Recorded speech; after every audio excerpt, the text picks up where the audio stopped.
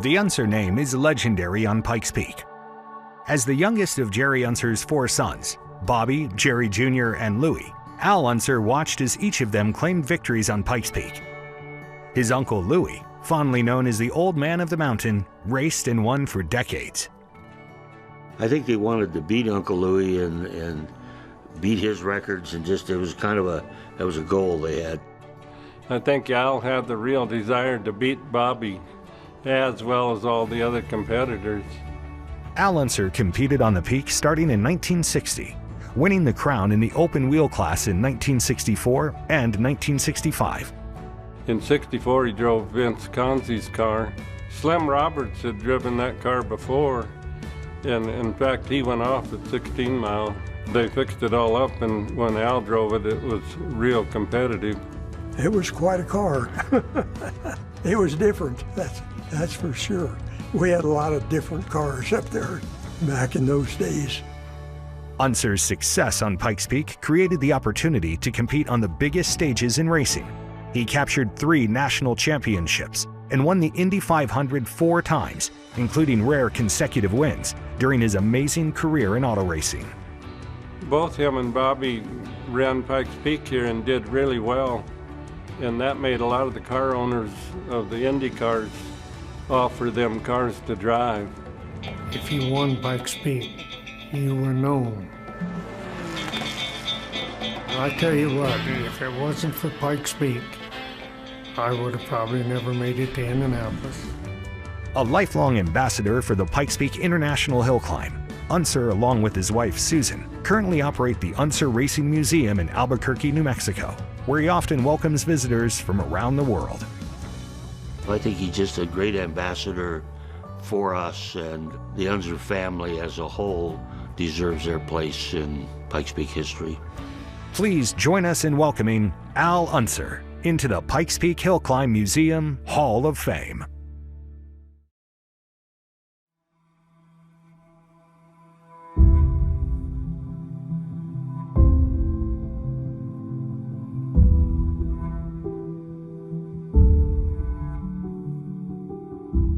Carlin Dunne might just be the finest motorcycle racer ever to perform on Pikes Peak. When we first met Carlin, he was still pretty young. You know, he was in his early 20s.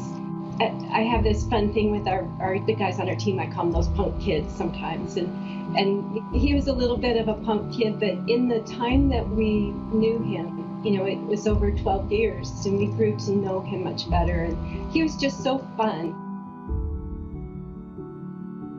As a rookie in 2011, Dunne ran the fastest time and was crowned the Motorcycle King of the Mountain and Rookie of the Year.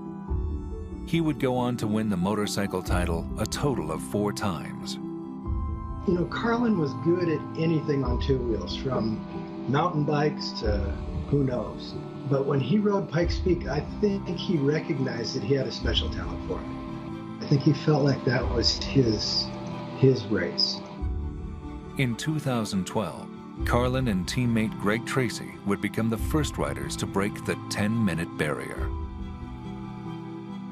You go up there to win and to take the top time of the mountain, but not really with that understanding that you're going to break that barrier. That's when the timing went out. Yes. And for a while, we didn't even know that Carlin had made it to the top. And then finally the time came down, and it was just euphoric. You know, it was like, oh my gosh. Embracing new technology, Dunne would win his 3rd crown in 2013 on an electric bike. In 2014, Dunne turned his attention to helping other riders on Pikes Peak. We sat down with the team of Spider Grips and we talked about what is the future of motorcycling on the mountain, and this concept of coming up with the Squadra Alpina, and Carlin jumped at the opportunity. To have these 4 guys at the peak of their careers, really all of them at Pikes Peak, give that time. I mean, they talked lines, they basically gave secrets, you know, personal sort of riding strategies. He would make a run up the peak and he would get on the radio and broadcast it to his other competitors. What he saw on the road. People could come right up and talk to him, kids, dogs, you know, children loved him, kind of a thing. He had a twinkle in his eye. Oh, he would help anybody. He would, yeah, he was just a good guy. Carlin Dunne's remarkable life came to a tragic end in 2019 when he crashed just moments from the finish line. I think his legacy will still always be that he was very unselfish to other racers. Even last year, he was still coaching people. Sad that I won't be able to have those experiences and for us to share those future memories. But I'm also feel very fortunate that he's somebody that's crossed my path. He was a really special guy. He was just so, I don't even have a word, special. He was so Carlin, yeah.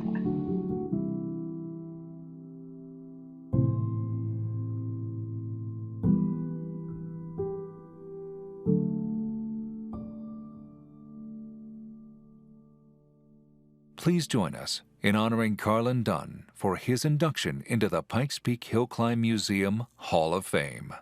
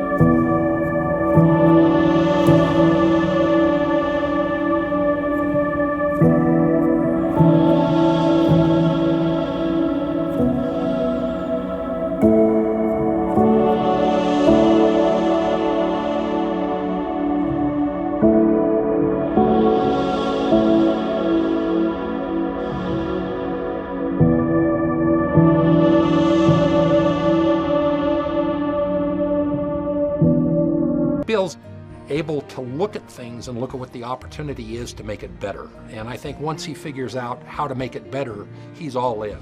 And once you know you have his support and involvement, you know you're going to have a successful outcome. That's really rare to see an individual that can put their kind of thumbprint on the community the way he's able to do and has done. Please welcome William J. Hybl into the Pikes Peak Hill Climb Museum Hall of Fame. No race has ever really won until the checkered flag is waved. Colorado native Art Walsh began flagging races in 1954. A graduate of Colorado Springs High School, Walsh manned the finish line at virtually every major race in Colorado. He was a flagman with knowledge of racing. There's flagmen that can flag properly to where you can actually see it. It's hard enough to do singly. It's hard enough to do double in normal elements, but with 60, 70 mile an hour winds and cold and stuff on Pikes Peak, it actually adds another challenge to it too. And he gave the same flag wave to every competitor. 1969 saw Walsh begin a 42-year tradition at the 14,115-foot summit of Pikes Peak. For him, it was just something he loved to do. For him, it was, once a year, he said it was like a family reunion. Go back and see guys you haven't seen for 1 year, and it was just something he loved. He had all the ambition in the world to get up at the crack of dawn and head up the hill and see all his buddies. Art was from the era that, literally he stood out in the road.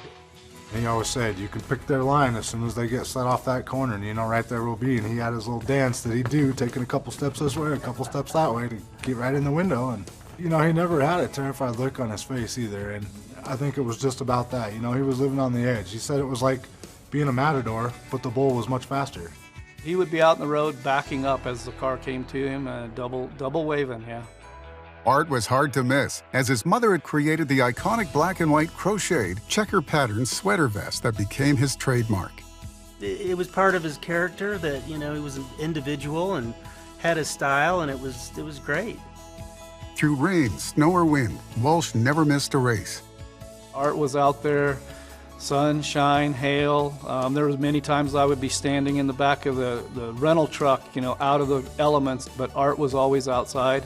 He was just part of the institution, and you knew that he was probably the most important person that you wanted to see on race day. You knew you had achieved a goal when you saw my dad on the top with those checkered flags, and Dad let you know you achieved it by waving those flags. He sincerely cared about everyone's welfare and that they got to the top safely.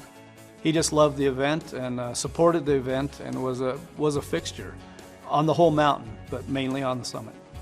Please join us in honoring Art Walsh for his induction into the Pikes Peak Hill Climb Museum Hall of Fame. Stanley DeGeer is arguably the greatest and most influential historian for the Pikes Peak International Hill Climb, always giving his wife Eloise an equal share of the credit for assisting him in his research. Stan would share his love of the race everywhere he went. He was like the ultimate fan of the Pikes Peak Hill Climb.